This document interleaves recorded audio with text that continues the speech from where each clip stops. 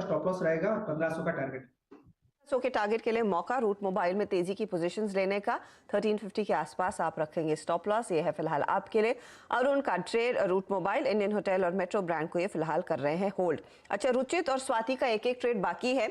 आप लोगों के हाथ में अगर ट्रेड है तो तैयार रहिएगा, ब्रेक के बाद उसी पर आएंगे, वरना आपके जो स्टॉक्स दिए हैं उसका जायजा ले लेंगे दोबारा से।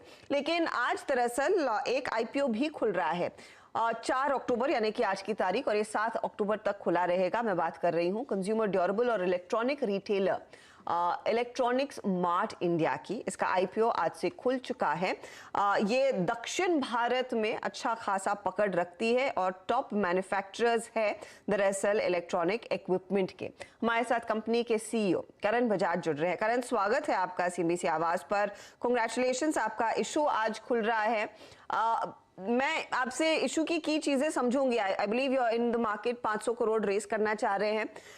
ये बताइए, ये लार्जली क्या आप अपने बिजनेस में ही इन्वेस्ट करेंगे पैसा, या फिर कुछ अर्ली इन्वेस्टर्स हैं जो एग्जिट ले रहे हैं इस पर्टिकुलर इशू के जरिए? मैम ये सारा फ्रेश इशू है मैम, 500 करोड़ का। एंड तो हम लोग मैन्युफैक्चरिंग नहीं, हम लोग रिटेलर्स हैं मैम। तो कंज्यूमर ड्यूरेबल इलेक्ट्रॉनिक स्टोर्स हैं हमारे। तो हमारे तकरीबन 100+ स्टोर्स हैं अक्रॉस आंध्र प्रदेश, तेलंगाना और दिल्ली एनसीआर में मैम। तो हम लोग ये एक्सपेंशन प्लान के लिए ले रहे हैं पैसा, जिसमें से 500 करोड़ रेज होगा मार्केट से, और स्टोर एक्सपेंशन और रीपेमेंट ऑफ डेट रहेगा, छोटा अमाउंट उसके रहेगा ma'am investment.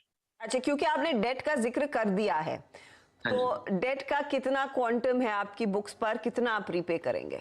Ma'am so debt हमारा वर्किंग कैपिटल और जो शॉर्ट टर्म लॉन्ग टर्म होता है that varies quarter to quarter. तो जो मेजॉरिटी ऑफ हमारा डेट रहेगा वो टुवर्ड्स स्टॉक रहेगा, और बाकी 50 ऑड करोड़ रहेगा repayment of our debt for long term. जो हमारा डेट है बैंक के साथ, वो 50 ऑड करोड़ जो हम लोग पैसा रेज करेंगे, उधर से हम लोग रीपेमेंट करेंगे उसको। Fair enough. मैं अब ये आपसे समझना चाह रही हूँ, क्योंकि आप इनफैक्ट साउथ इंडिया के लार्जेस्ट रिटेलर्स हैं इलेक्ट्रॉनिक्स के, लेकिन इस समय आप ऑफ कोर्स अपने बिजनेस को बढ़ाना चाहेंगे, तो जो पैसा आप रेस कर रहे हैं उसका कितना अपने स्टोर फ्रंट में लगेगा? आपकी मॉडल क्या है? क्या लार्जली कंपनी ओन स्टोर्स होते हैं, या फिर फ्रेंचाइजी मॉडल पर होता है, खुद खरीदते हैं प्रॉपर्टी को, या फिर लीज पे लेते हैं? आपका मॉडल क्या है? तो मैम सारे स्टोर्स कंपनी ओन्ड और कंपनी रन होते हैं। तो इसमें there is a mix model of leasing out stores, और हम लोग खरीदते भी हैं प्रॉपर्टी जहां हमको लगता है कि जरूरत होती है जो खरीदने की मार्केट्स में, हम लोग वहां खरीदते भी हैं। और 500 करोड़ में से तकरीबन 200 करोड़ जाएगा वर्किंग कैपिटल की तरफ, और 110 करोड़ कैपिटल एक्सपेंडिचर की तरफ जो स्टोर्स ओपनिंग में रहेगा अगले 3 साल में, और 50 करोड़ जाएगा रीपेमेंट ऑफ डेट के लिए, एंड बाकी रहेगा जनरल कॉर्पोरेट एक्सपेंडिचर के लिए मैम। तो ये 110 करोड़ जो आप अगले 3 साल में स्टोर फ्रंट अपना बढ़ाने वाले हैं, इस समय आपके कितने स्टोर्स हैं? 12 स्टोर हैं अभी हमारे मल्टी ब्रांड आउटलेट्स, और ये तकरीबन 170 तक पहुंच जाएंगे अगले 3 साल में। 12 से 170 आप कह रहे हैं? 112 है मैम अभी। 112, हाँ सॉरी, मैंने 12 सुना। 112 से 170, दैट्स रियली ग्रेट। लेकिन क्या ज्योग्राफी भी आप एक्सपैंड करने वाले हैं, या फिर ये साउथ इंडियन मार्केट पर ही आपका जो फोकस है उसी को और एनहांस करेंगे? तो अगले 2-2.5 साल तक मैम हमारा Andhra Telangana tier 2 tier 3 expansion रहेगा, साथ में दिल्ली एनसीआर रहेगा पूरा। So the Delhi NCR would cover Ghaziabad, Faridabad, Noida, greater Noida, Gurgaon and the whole of Delhi city as well. तो ये प्लान रहेगा ma'am for the next couple of years. Okay Bajaj साहब, लेकिन ऑफलाइन रिटेल में आपका दबदबा है, लेकिन ऑनलाइन से तो बड़ा कंपटीशन मिलता है। आजकल लोग 2 बार भी नहीं सोचते। पहले नॉर्मली हम सब टीवी फ्रिज खरीदने के लिए स्टोर से ही जाते थे, स्टोर से ही खरीदते थे। आज के लिए Amazon, Flipkart and the others की वजह से इट्स बिकम रियली इजी। तो उसको काउंटर करने के लिए आपकी क्या स्ट्रैटेजी है, या फिर आपका भी खुद का एक ओमनी चैनल स्ट्रैटेजी है कि ऑनलाइन और ऑफलाइन दोनों स्टोर्स रहेंगे? तो मैम अभी फिलहाल के लिए तो हमारा ओमनी चैनल स्ट्रैटेजी नहीं है, but we are ready for it अगर जरूरत पड़ती है आगे फ्यूचर में। But right now we concentrating more on the offline stores, and I think market places and other online channel partners are complementary to our business, because they bring in new geographies, they reach out to new geographies, they bring in new customers on board. So I think it is an experience that you give out, and how you differentiate on the storefront is where you can create your own USP and differentiate from your offline as well as online competition. अच्छा, जब आप लोग normally एक नए store को खोलने के लिए जाते हैं, इस समय रियल एस्टेट कॉस्ट की स्थिति क्या है? Because during the Covid period कई सारी आप जैसी दुकानें बंद थी and I am sure it's hampered your business.